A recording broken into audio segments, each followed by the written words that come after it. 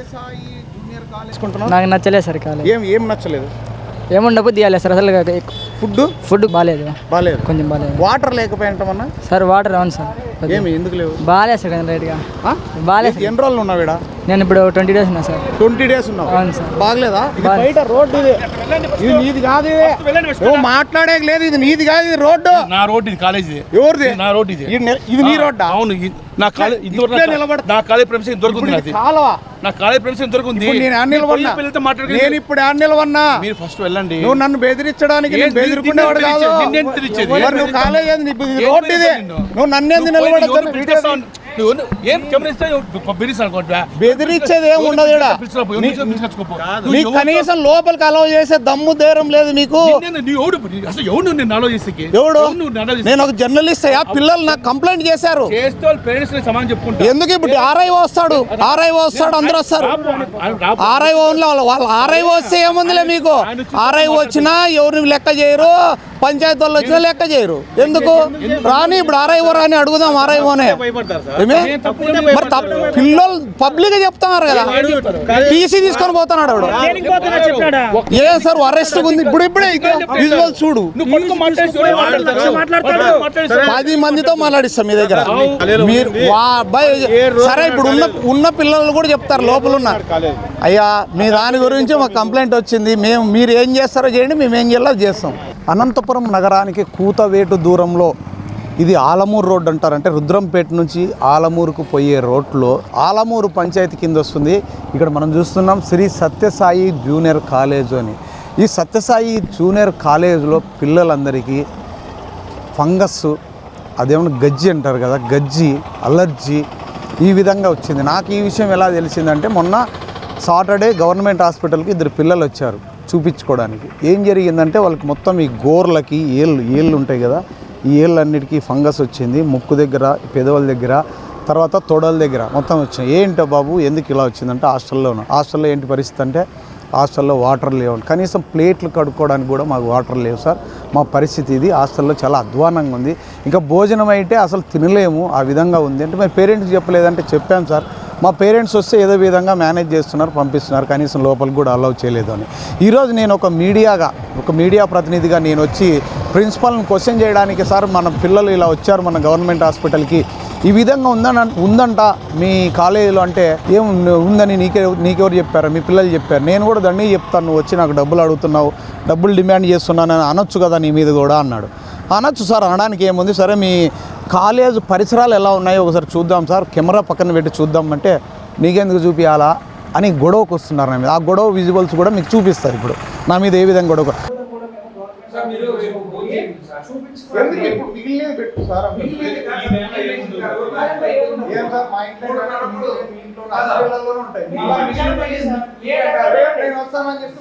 ఇప్పుడు పెట్టు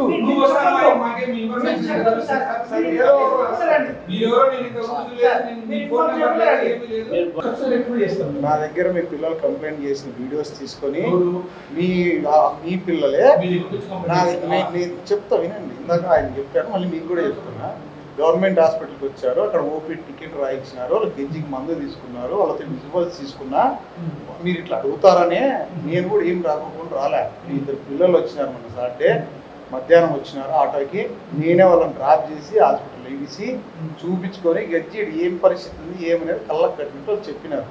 అందుకు వచ్చాను. ఇప్పుడు శానిటరీ ఇన్స్పెక్టర్, పంచాయతీ సెక్రటరీ అందరూ వస్తున్నారు.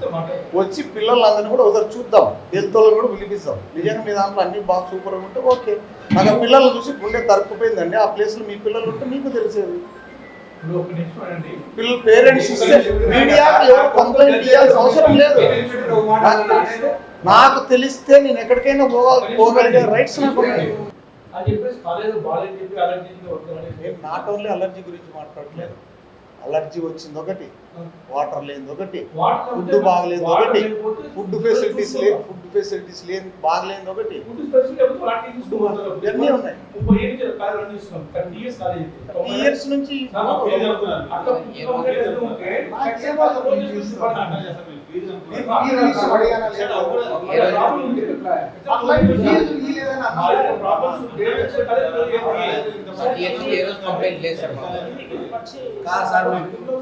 పిల్లలకు చేరేటప్పుడు చెప్పిండు ఈ ఫుడ్ పెడతామని చెప్పిండు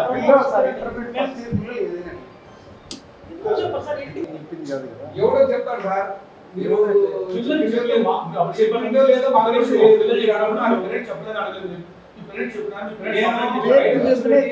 మీ ఒక మీడియా ప్రతినిధి వస్తే నన్నే సినిమా చూపిస్తారు పేరెంట్స్ కి అలానే చేస్తారా మీరు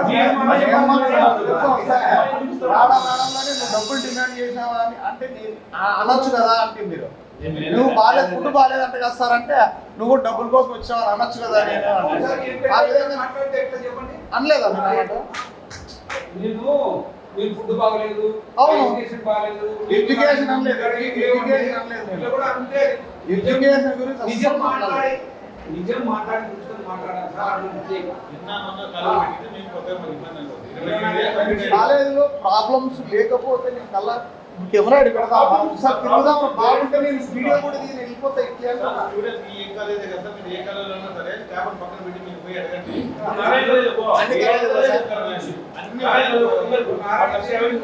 అవును వాళ్ళ మీద కూడా న్యూస్ పెట్టినా ఏం పరిష్కారం వద్దు ఈ కెమెరా ఈడే పడేద్దాము ఒకసారి నా మీద అట్లా క్యాంపస్ తిరిగొద్దాం మన ఇద్దరు క్యాంప్ ఏం వద్దు పిల్లలతో మాట్లాడేది వద్దు మీ క్యాంపస్ ఎట్లుందో ఒకసారి చూద్దాం కల్లా మీరు రండి ఏంటున్నా నేను ఒకటే వద్దు కెమెరా ఎన్నే పెడదాం బాగుంటే ఓ సూపర్ అబ్బాయి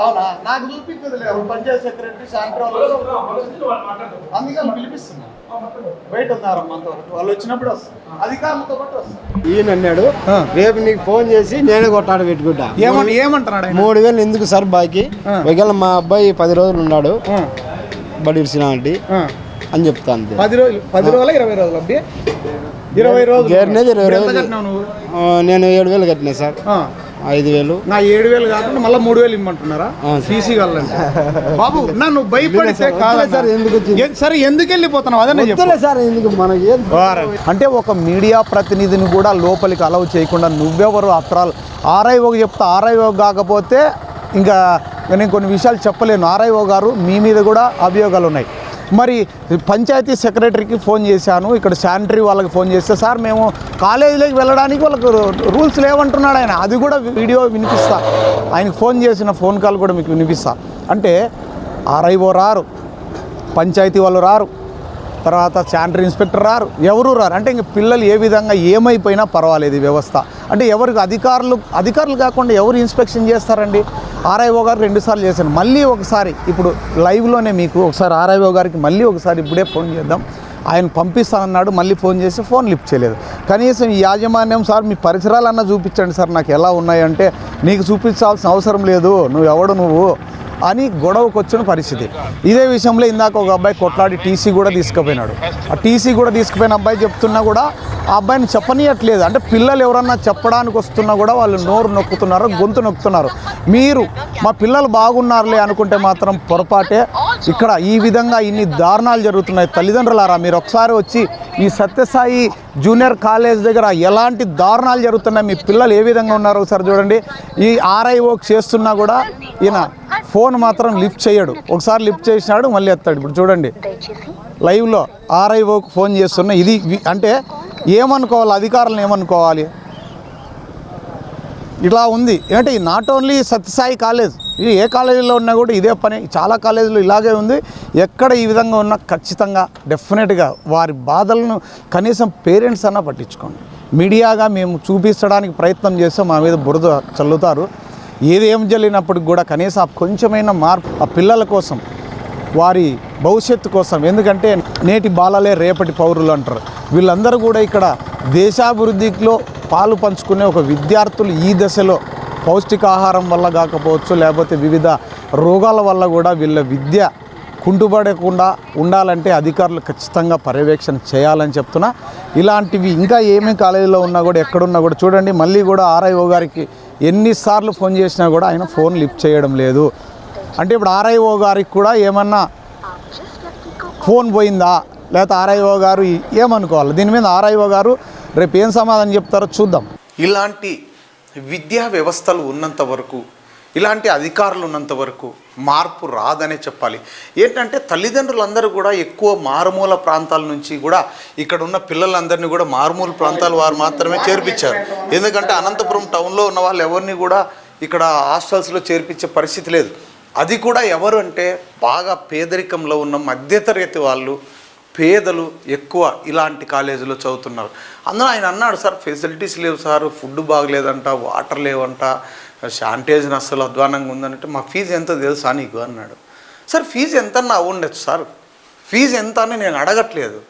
అంటే ఫీజు తక్కువ తీసుకుంటున్నామని చెప్పేసి పిల్లల్ని ఆ విధంగా నీచంగా చూడడము, భోజనం సరిగ్గా పెట్టకపోవడము కరెక్టా సార్? యాజమాన్యం ఆలోచించుకోవాలి. అంటే కేవలం అంటే లాభాల కోసం వ్యాపారం చేస్తుండదు, సఫ్కోర్స్ కాదన్నాను. కానీ ఆ ఫీజు తక్కువ ఎవరు తీసుకోమన్నారు? ఆ నాణ్యత లేని ఆహారం ఎవరు పెట్టమన్నారు? ఆ పిల్లలకి ఆ విధంగా పౌష్టికాహార లోపం వల్ల లాస్ట్కి వాళ్ళ ఆరోగ్యం క్షీణించిపోతుంది. వాళ్ళు ఇంకెప్పుడు చదువుకుంటారు?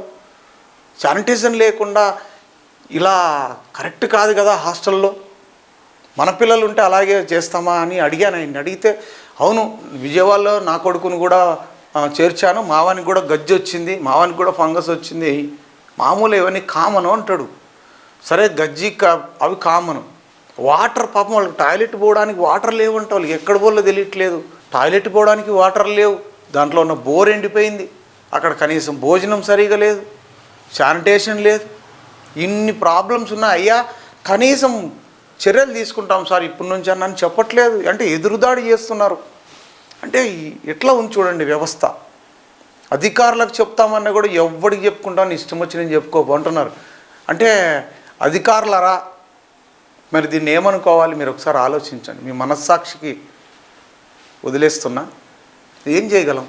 ఇది కూడా నా దృష్టికి ఎందుకు వచ్చింది అంటే, నేను మొన్న రుద్రంపేట నుంచి గవర్నమెంట్ హాస్పిటల్ రోడ్లో వస్తుంటే పాపం ఇద్దరు పిల్లలు లిఫ్ట్ అడిగారు నాకు, 2 వీలర్లో వస్తుంటే. నేను సరే అని లిఫ్ట్ ఇచ్చి ఏమి ఎందుకు ఎక్కడ పోతున్నారు, మీ ఇల్లు ఎక్కడ అని అడిగాను.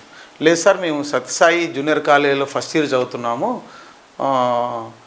బాగలేదు చూపించుకోవడానికి గవర్నమెంట్ హాస్పిటల్కి పోతున్నాము అని అక్కడ దింపించాను. దింపిన తర్వాత నేను మళ్ళీ ఒక్కోలు ఏమైంది అని వాళ్ళని ఆరాధిస్తే గోర్లు, ఈ చేతులకి, పెదవులకి, ఇక్కడ ఏమంటారు తొడల దగ్గర మొత్తం ఇన్ఫెక్షన్ అయింది. అది ఏమంటారు ఫంగస్ అయ్యి పాపం మీ తల్లిదండ్రులకు చెప్పలేదంటే, చెప్పినాం సార్, చెప్పినా మా వాళ్ళు వచ్చి చెప్తే లేదులే అవి ఇవని కథలు చెప్పి పంపిస్తున్నారు. మా ఇంట్లో వాళ్ళు కానీ ఏం చేస్తారు సార్, చదువుకోండిరా బాగా, ఏదో మామూలే ఉంటాయి అట్లా ఇట్లా సర్దుకోండి అన్నప్పుడు మా పేరెంట్స్ని చూసి మేమేం చెప్పలేను, చెప్తే వాళ్ళు బాధపడతారు. పోనీ వాళ్ళకి చెప్పినా కూడా ఇక్కడ వచ్చి ఏం చేసే పరిస్థితి లేదు.